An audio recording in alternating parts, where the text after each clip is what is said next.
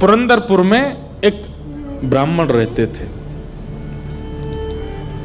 उच्च वशिष्ठ कुल में ब्राह्मण का जन्म हुआ। थे तो ब्राह्मण, शिखा सूत्र भी रखते थे, तिलक भी लगाते थे, लेकिन ब्राह्मणों जैसा स्वभाव नहीं था, केवल स्वरूप था। एक बात याद रखिएगा, जात पात पूछे नहीं को, हरि को भजे सो हरि को हो। कितनी बार ऐसे ऐसे भक्त हैं जो जाति में भले ही श्रेष्ठ नहीं है, पर ठाकुर जी ने उनको ब्राह्मणों से भी ज्यादा महत्व दिया है। श्री तुकाराम जी महाराज वे ब्राह्मण नहीं थे, पर श्री तुकाराम जी का अभंग सुनकर के छत्रपति श्री शिवाजी महाराज भी उनके सामने हाथ जोड़ करके बैठ जाते थे। श्री तुकाराम जी महाराज ऐसे भक्त थे कि उनके लिए श्री पंडरीनाथ भगवान मचल जाते थे उनको देखने के लिए।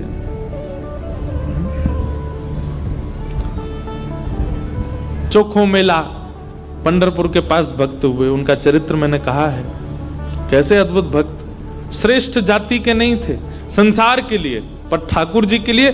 ठाकुर जी आप किस वर्ण में जन्मे हो इससे ठाकुर जी को ज्यादा फर्क नहीं पड़ता, पर जहां भी जन्मे हो आपका स्वभाव कैसा है वो ठाकुर जी देखते हैं। आपका व्यवहार कैसा, आपकी विचारधारा कैसी।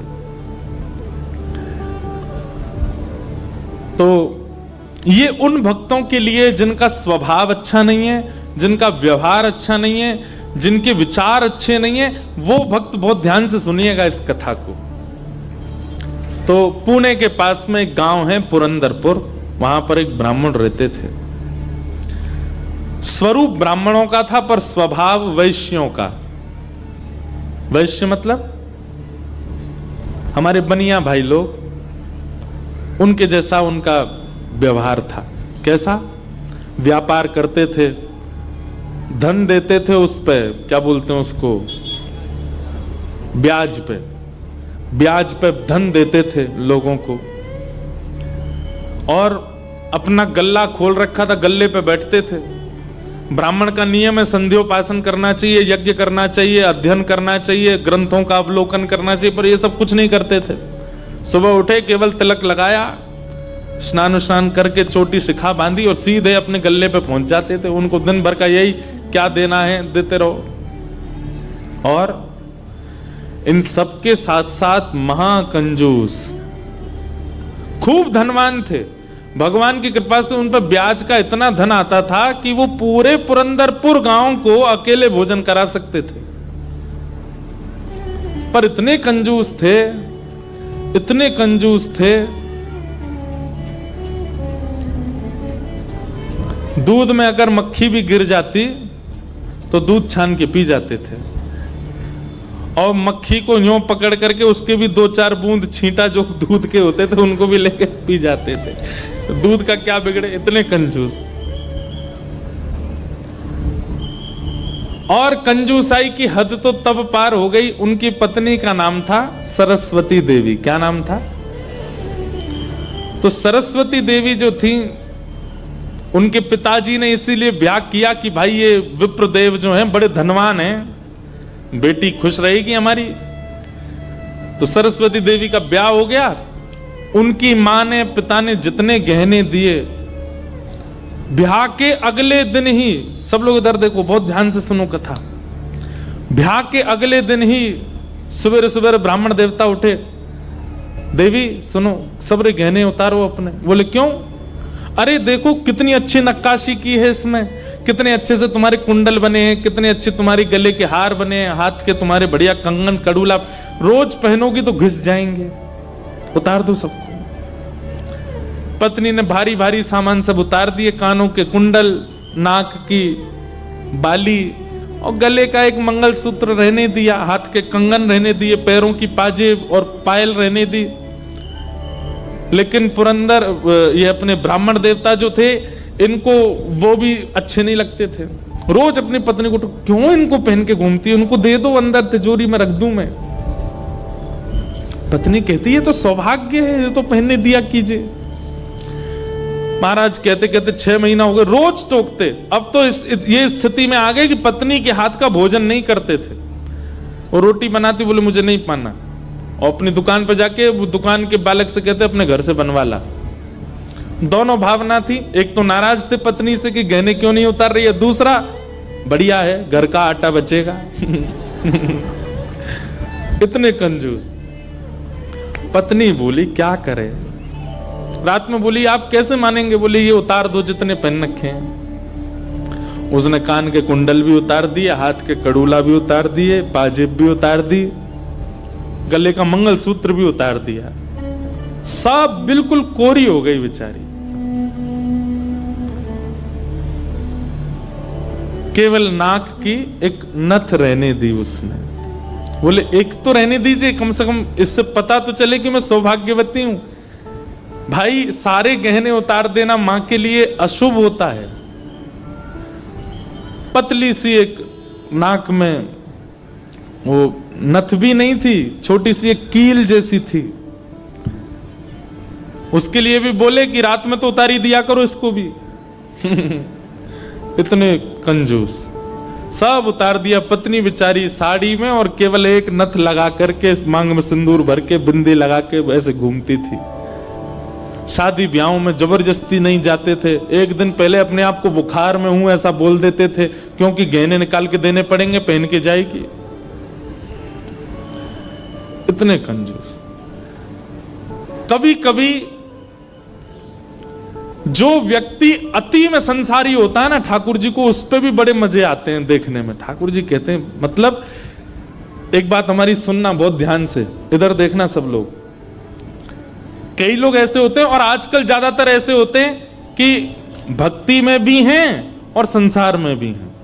अभी उनको पता चला कि कोल्हापुर में कथा चल रही, तो कथा में भी आ रहे हैं, और 4 दिन बाद का उनका रिजर्वेशन भी है कि कब हमको क्लब जाना है, कब पार्टी करनी है, कब उल्टा सीधा खाना है, वो भी उनका फिक्स है। हमारी बात बहुत कान खोल के सुन लीजिएगा, ऐसों का उद्धार कभी नहीं हो सकता जो ना इधर के हैं ना उधर के। हम अपनी कथा में स्पष्ट कहते हैं, एक थौर पकड़ो, या तो ठाकुर जी को ही पकड़िए, और संसार में अगर जाना बहुत रुचिकर लगता है तो उसी को ही पकड़िए। ये बीच में मत घूमा कीजिए। कथा हुई तो यहां आ गए, और कभी कुछ उल्टे सीधे काम हुए तो वहां भी चले गए।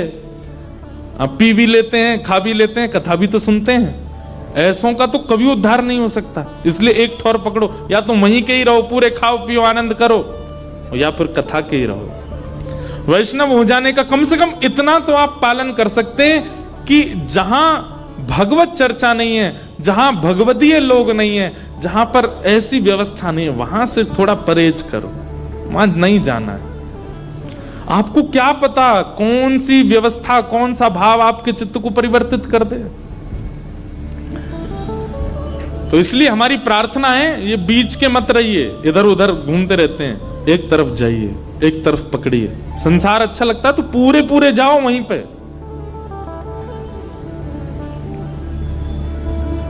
तो कभी कभी ठाकुर जी पूरे पूरे संसारियों पे भी ठाकुर जी रीझ जाते हैं। ठाकुर जी बोले, भाई ये ब्राह्मण देवता बड़ा बहुत अच्छा लग रहा हमको। क्यों? बोले इतना कंजूस तो हमने कभी नहीं देखा, बहुत भयंकर कंजूस है। ठाकुर जी का मन आ गया उस पर। अच्छा, जो पत्नी थी ना सरस्वती देवी, वो बड़ी भक्ता थी। वो तो नाम जप भी करती थी, वो दर्शन करने के लिए भी जाती थी, लेकिन ये नहीं जाते थे उसके साथ। वो अपने माता पिता के मायके जब जाती थी, मायके वाले लेके जाते थे उसको दर्शन कराने। ये तो कभी नहीं लेके जाते थे, तो कंजूस थे, खर्चा होगा। और मायके भी खुद नहीं लेके जाते, इनके भाइयों से बोल देते तुम ही आके ले जाओ, उसमें भी खर्चा ना हो मेरा। सोचो कितनी ऊंचे लेवल के कंजूस। तभी ठाकुर जी का मन आ गया इस पे, तो इसको देखूं मैं एक बार। और हमारे श्री पंडरीनाथ भगवान, श्री विठल भगवान एक दीनहीन से ब्राह्मण का रूप धारण किया। फटी सी धोती पहनी, कुचैली मैली सी कुर्ता पहने, और पुराना काला सा जनेऊ धारण किया, और महाराज ऐसे तिलक सा लगा करके बिल्कुल दीनहीन, झुर्रियां पड़ रही हैं मुखमंडल पर, और ऐसे हाथ जोड़ते भय इनके दुकान पर पहुंच गए। रूप रंग देख करके ही पहले तो ब्राह्मण देवता समझ गए, बोले अरे ये और आ गया, ये कुछ देना वेना तो है नहीं, मांगेगा। कहो तन पे नहीं लगता, चल दिए कलकत्ता, क्या करने आए हो? ठाकुर जी बोले बहुत गरीब ब्राह्मण हूं मैं, मेरी बेटी का ब्याह होने वाला है, अपनी पुत्री का ब्याह करना है मुझे, और मुझे ब्याह के लिए थोड़ी व्यवस्था चाहिए धन की। आप तो बहुत बड़े धनवान सेठ हैं, कृपा कर दीजिए ना, कुछ दे दीजिए मुझको, मैं अपनी बेटी का ब्याह कर दूंगा और थोड़ा ठीक हो जाएगा। या तो धन दे दीजिए, नहीं तो कुछ सामान दे दीजिए, सामग्री दे दीजिए, मैं उसी से कुछ ना कुछ तो व्यवस्था करूं। तो ये जो ब्राह्मण थे ना, ये जबरदस्ती रफू की हुई धोती और कुर्ता पहन के जाते थे कि कोई मांगने वाला आ जाए तो उसको दिखा दूं, देखो मेरे खुद के कुर्ता फट्टे, में तुमको कहां से दूं। तो ठाकुर जी को दिखाने लगे, ये देखो मेरी धोती यहां से उधरी हुई है, मेरा कुर्ता यहां से फटा हुआ, कैसे तुमको दूं, मैं खुद नहीं अपने नए खरीद पा रहा, तुमको कहां से दूं भाई। ये सब तो केवल बाहर का दिखावा है, मेरे पे कोई पैसा वैसा कुछ नहीं है, दूसरों का धन ले रखा है मैंने। भैया चलते बनो, कहीं और जाओ, किसी और से मांगो, भगवान करे तुम्हारी बेटी का ब्याह बहुत अच्छा हो। बोले मुझे या तो धन दीजिए, नहीं तो मैं यहीं बैठा रहूंगा। ठाकुर जी जिद पे आ जाएं तो उनको कौन हटावे। ठाकुर जी वहीं बैठ गए द्वार पे, बोले मुझे धन दो, ऐसे तो नहीं जाऊंगा, मैं आपके दर पे आया हूं, कुछ तो लेके जाऊंगा, मेरी बेटी का ब्याह है। अंत में हार करके ब्राह्मण बोला, देखो मैं ऐसे नहीं देता हूं, कुछ लाओ, मेरे पास गिरवी रखो, पैसा ले जाओ, और जब पैसा हो जाए तो पैसा देके अपना सामान ले जाना, तुम पे है कुछ देने के लिए। ठाकुर जी बोले मुझ पे तो कुछ भी नहीं है, मुझसे कुछ काम करा लीजिए दुकान में, मैं ये कर दूंगा, आपकी साफ सफाई कर दूंगा, इतना कर सकता हूं, उसके बदले कुछ दे। बोले उसकी जरूरत नहीं है, सब है नौकर चाकर मेरे पास, मैं तुम्हें बस इतना कह सकता हूं, कोई मूल्यवान सामग्री दो, पैसा ले जाओ, और जब पैसा हो जाए तो पैसा वापस दे के सामग्री ले जाना। मतलब इतना भी दान नहीं कर सकता हूं।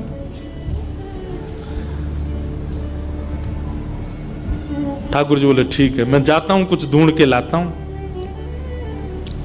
ठाकुर जी भी इतने खेलते हैं, ठाकुर जी जैसा खिलाड़ी नहीं है दुनिया में, इतना बड़ा खिलाड़ी कोई नहीं हो सकता। ठाकुर जी गए उस ब्राह्मण देवता के घर, और घर जाकर के द्वार पे खड़े होकर रोने लगे। इतना रोए, भीतर से सरस्वती देवी निकल के आई। अरे अरे अरे अरे ब्राह्मण देवता, आप इतना रो क्यों रहे हैं, क्या बात है? छोटी सी मेरी लाली बड़ी हो गई है, उसका ब्याह के लिए मैं बहुत दिन से वर ढूंढ रहा था, बड़ी मुश्किल से एक लड़का मिला है, अपनी बेटी का ब्याह करना है। बहुत जगह ठोकरें खा के मांगा मैंने, मुझे किसी ने सहायता नहीं दी, अंत में तुम्हारे द्वार आया हूं, यहां भी नहीं मिला, बेटी को क्या मुंह दिखाऊंगा, यहीं प्राण त्याग दूंगा, जहर मेरी जेब में ही रखा है। सरस्वती देवी तो बेचारी बड़ी भावुक, भक्त का इस स्वभाव है कि वो दूसरे की पीड़ा देख ही नहीं पाएगा, तब समझो वो भक्त है। जो दूसरे की पीड़ा देख ले और देख करके भी बिल्कुल उसका मन घबराए ना, मन बिल्कुल नेत्र सजल ना हो, समझना उसमें भक्ति भाव उचित है नहीं। सरस्वती देवी तो रोने लगी, आंखें लाल पड़ गई। बोले भगवान, मेरा मन अगर मुझ में सामर्थ्य होती मैं पूरा घर आपको दे देती, पर मैं क्या करूं? मेरे पतिदेव इतना प्रतिबंध लगा के रखते हैं कि मैं स्वयं ऐसे रहती हूं, मैं आपको क्या दूं? ठाकुर जी तो इतने ही पछाड़ खा के गिर पड़े। अरे हाय राम, अब तो मैं जहर खाना ही पड़ेगा, निकालू कहां है? सरस्वती देवी रुकी रुकी रुकी, ऐसा मत कीजिए भगवान, चरण पकड़ूं आपके, मेरे पास एक ही वस्तु है। और तुरंत अपनी नाक की जो कील थी वो निकाली, और निकाल करके बोले ये ले जाइए, इससे थोड़ा बहुत धन आपको मिल जाएगा, स्वर्ण की है, आप अपनी बेटी का ब्याह तो नहीं कर पाएंगे पर कुछ व्यवस्था तो हो जाएगी आपकी। ठाकुर जी ने तुरंत, जहर भी पता नहीं कहीं गिर गया था, बढ़िया तुमने दे दिया, अब मैं कुछ कर लूंगा व्यवस्था। ठाकुर जी वो कील उसकी नाक की ले ली और सीधे गए उस ब्राह्मण की दुकान पर। देखो कितने उद्यमी हैं ठाकुर जी। और उसके दुकान पर जाके सीधा ले ले, और इसके बदले अब ला पैसा दे मुझको। तू कह रहा था ना कुछ सामान दो, उसके बदले पैसा मिलेगा। ये ले सोने की कील नाक की, धर ले अपने पास, ला पैसा दे। ब्राह्मण देवता ने जैसी कील देखी, ये आपको कहां से मिली? बोले उससे तुझको क्या, तू तो पैसा दे। मुझे कहां से मिली इससे तेरे को मतलब नहीं होना है, तू पैसा दे मेरे को, मेरी बेटी का ब्याह है। और अब मैं तेरे से भीख नहीं मांग रहा हूं, चीज रख के गिरवी तब ले रहा हूं, ला दे।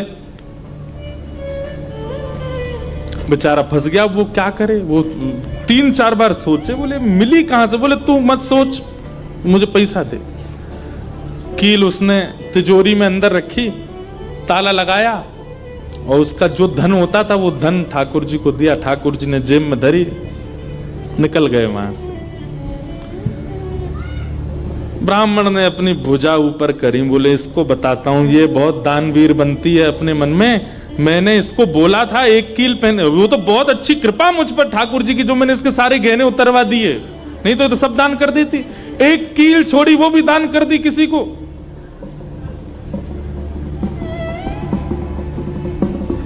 पहुंच गए। अब यहां वो ब्राह्मण जा ही रहा था अपने घर,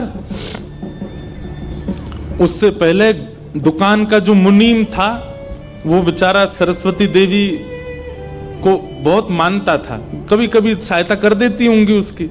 वो सेठ जी से, इनसे ब्राह्मण देवता से पहले ही दौड़ के गया और जाके बोला, मैया आज बचो आप। बोले क्यों, आपने कोई कील दी थी किसी को? बोले हाँ दी तो थी, एक ब्राह्मण के ब्याह के लिए दे दी थी। क्या हो गया? उसने जाके वो आपके पतिदेव को ही दिया और बदले में ले गया पैसा। सरस्वती देवी, हाय नाथ अब नहीं बचूंगी, वो तो बहुत डांटेंगे। बोले वो आ रहे हैं, दुकान बंद कर दी उन्होंने, वो सीधे धोती चढ़ाए ऊपर चले आ रहे हैं सीधे, आप बचो। सरस्वती देवी बोली कहां जाऊं? हे पांडुरंगा, हे विठलनाथ, हे मेरे प्राणनाथ, मेरी रक्षा करो। ये कैसा नियम आपने, मेरे आज जीवन में पहली बार तो कुछ दान किया, वो भी एक ब्राह्मण बेचारा अपनी हत्या करने पर तुला था तो मैंने किया। ये कैसा आपने खेल किया ठाकुर जी, कैसे भी मेरे पति को रोको। लेकिन इतनी डरती थी अपने पति से, इतनी व्याकुल हो गई, तुरंत विष ले लिया। बोली कि मैं उनका क्रोध नहीं सह पाऊंगी, उनकी मार पिटाई डांट नहीं सह सकती, उससे अच्छा तो मैं प्राण त्याग दूं अपने। और श्री पांडुरंग भगवान विठल की सामने सुंदर चित्रपट था, उसी के सामने नेत्र सजल हैं, हाथ में विष का प्याला लेकर के, और बस देखती जा रही है। बोले नाथ मैंने किसी और उद्देश्य से नहीं किया, केवल एक ब्राह्मण की पुत्री का ब्याह हो जाए इसलिए किया, मेरे पति मुझे छोड़ेंगे नहीं, इससे अच्छा मैं प्राण ही त्याग रही हूं। मुझे पता है शास्त्रों में प्राण आत्महत्या करना जघन्य अपराध है, पर मेरे पास और कोई उपचार नहीं है। और जैसे ही अपने मुख से लगा करके विषपान करने लगी, इतने में ही ऊपर से वो नाक की कील आकर के उसके पात्र में ही गिरी, और जैसी खन्न से आवाज हुई, नेत्र खोल करके देखा, भीतर अपने हाथ को डाल करके जैसे ही निकाला तो वही नाक की कील उसके हाथ में आ गई। और नाक की कील हाथ में आते ही इतने में ही वो ब्राह्मण का प्रवेश हुआ। प्रवेश होते ही उसने भीतर से किवाड़ लगाई, ढूंढने लगा कहां है, कोई साधन मिले इसको बताता हूं मैं। पत्नी सामने खड़ी थी, कहिए कहिए, आज कुछ कहूंगा नहीं, आज तो करूंगा, तू बता, तैने किसी को दान कैसे किया बिना मुझसे पूछे? तू क्या दान किया? तेरी नाक की कील कहां है बता? पत्नी ने अपना हाथ आगे किया, ये रे। उस ब्राह्मण ने जाकर के कील उठाई, तेरे पास कहां से आई? बोले मेरे पास ही थी। नहीं ये तेरे पास नहीं है, ये तो मेरे पास वहां रखी है तिजोरी में भीतर, चाबी मेरी यहां डली हुई है, तेरे पास कहां से आई? बोले मेरे पास ही है, अब बहुत दिन से पहनी हुई थी, साफ करने के लिए उतारी थी थोड़ी सी। ऐसा हो ही नहीं सकता है, मैंने इसके बदले मूल्य दिया है एक ब्राह्मण को, और ये मेरी तिजोरी में रखी है, चाबी मेरे पास है। तू रुक, अभी अभी रुक, मैं अभी जाता हूं। और कील अपने संगी लेके गया। गए, जाकर के दुकान खोली, चाबी लगा करके खोली, तिजोरी जैसी खोल करके देखा उसमें वो कील थी ही नहीं, वो हाथ में थी। ब्राह्मण बोला ये कोई स्वप्न नहीं है, ये कोई अचंबा नहीं है, ये कुछ और है। नेत्र सजल हो गए, दौड़ करके घर आया, बोले मुझे सच बताओ क्या हुआ। पत्नी बोली सच बताऊं? बोले हाँ, मैंने ही ब्राह्मण को दी थी। हाँ, वो ब्राह्मण वृद्ध सा, उसके कुर्ते फटे थे, उसकी धोती उधरी सी थी। बोले हाँ, उसी को दी थी, वो मुझे दे के गया था और मैंने ये तिजोरी में रखी, तो फिर तेरे पास आई कैसे? बोले मुझे जब पता चला कि आप क्रोध करके आएंगे और मेरे को बहुत सुनाएंगे, डांटेंगे, मारेंगे, तो मैंने सोचा कि मैं इससे अच्छा तो अपने प्राण त्याग दूं। और मैं पांडुरंग के सामने रोते हुए विष लेकर के हाथ में पीने को हुई, इतने में ही आपका घुसना हुआ और ऊपर ना जाने कहां से वो नाक की कील आकर के इसमें गिर पड़ी।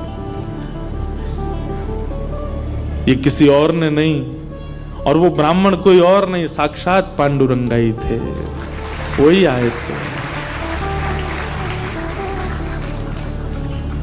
वही आए थे, वही ये सारी लीला करके गए हैं। मैंने जीवन भर भजन किया, जीवन भर विचार किया, दान करूं, पुण्य करूं, सत्कर्म करूं, यज्ञ करूं, पर आपने मुझे कभी अनुमति नहीं दी। अरे दुनिया के लोग कमाते हैं और दान करते हैं, पर हम कितने भाग्यशाली हैं कि स्वयं पांडुरंगा आए और आकर के हमारे कमाए गए धन को स्वयं लेकर के दान करवा के गए, ब्राह्मण बन के स्वयं अपने हाथ में लेकर के गए। ये आप पर और मुझ पर कृपा है। उसी समय ब्राह्मण ने मन में सोचा, मैंने जीवन में एक कार्य भी अच्छा नहीं किया, मैंने जीवन में एक कृत्य भी ऐसा नहीं किया जिससे ठाकुर जी मुझसे प्रसन्न हो, लेकिन मैं इतना अधम, इतना पापी, इतना दुष्ट, इतना अयोग्य, फिर भी मुझे ठाकुर जी ने इस योग्य समझा। और योग्य क्या समझा? मेरी दुकान पर आकर के ठाकुर जी याचना कर रहे थे कि मैं कुछ दे दूं। मैं कितना बड़ा दुर्भाग्यशाली कि ठाकुर जी मेरे द्वार पर आए और मैंने कुछ नहीं दिया उनको, उनसे हट किया, उनसे कहा कि कुछ लेके आओ तभी तुमको दूंगा। मेरी वजह से ठाकुर जी को श्रम सहना पड़ा। कितने कृपालु हैं बंधुओं ठाकुर जी, आपके अवगुण नहीं देखते। मैं एक बात कथा में कहा करता हूं कि मानव में और परमात्मा में अंतर क्या है? मानव वो जो सब अत्यंत गुणवान में भी अवगुण देखता है, और ठाकुर जी कौन? जो अत्यंत अवगुणी में भी एक गुण देख लेते हैं, इसमें ये गुण है। हम आप कैसे हैं? हमारे सामने 100 प्रशंसा कर दी जाए एक व्यक्ति की, और वो व्यक्ति हमारे सामने आ जाए तो हम उससे 5 मिनट मिलने के बाद जब वापस जाएंगे तो वो कहेगा बताओ कैसा था, अच्छा था ना लड़का, मैंने उसके बारे में तुमको बताया था, अच्छा ठीक था, लेकिन उसमें भी ये कमी थी। हम कमी बहुत जल्दी ढूंढ लेते हैं। और ठाकुर जी अत्यंत अयोग्य, अत्यंत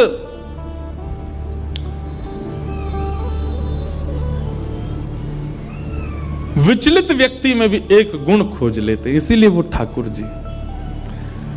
उसी समय उस ब्राह्मण देवता ने विचार किया कि अब किसके लिए जीना है।